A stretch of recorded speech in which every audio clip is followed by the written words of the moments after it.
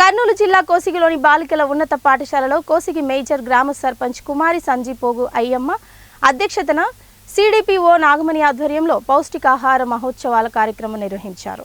ఇందులో భాగంగా పౌష్టికాహారంపై గర్భిణీలు బాలింతలకు అవగాహన కల్పించారు. ఈ కార్యక్రమానికి మండలంలోని ఉన్న మొత్తం 69 అంగన్వాడీ సెంటర్ల నుండి 69 మంది అంగన్వాడీ టీచర్లు ఆయాలు పాల్గొన్నారు. ఈ సందర్భంగా సిడిపిఓ నాగమణి మాట్లాడుతూ సంపూర్ణ పౌష్టికాహారాన్ని అందించడం ద్వారా శిశువుల ఎదుగుదలతో ఆరోగ్యంగా ఉంటారన్నారు.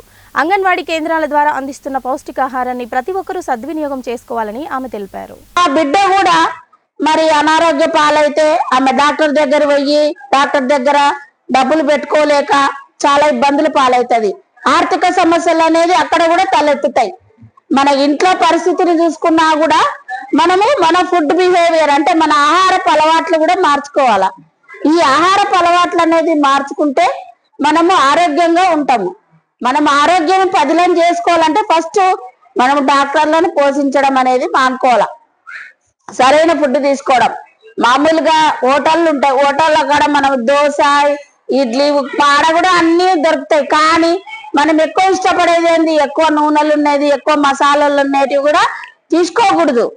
అంటే బయట జింక్ ఫుడ్లు తర్వాత అవి ఇవి పెట్టింటారు, ఏంటివో నూడిల్స్ అవి అట్లాంటివి కూడా పిల్లలకి మనము ఎంకరేజ్ చేయకూడదు. చిన్న పిల్లలకి కూడా కుర్కురేలు అవి కొనిస్తుంటారు, 2 రూపాయల ప్యాకెట్ 5 రూపాయల ప్యాకెట్ అది ఉంటది. కానీ అవి కూడా పెట్టకూడదు.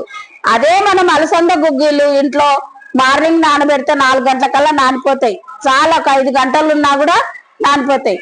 దాంట్లో మనము ఉడికిచ్చి తర్వాత వేసి పిల్లలకు మంచి గుగ్గిలుగా ఇంట్లో అందరు తిన్నారంటే కూడా మంచి ప్రోటీన్స్ వస్తాయి. తర్వాత మంచి ఆరోగ్యంగా కూడా ఉంటారు.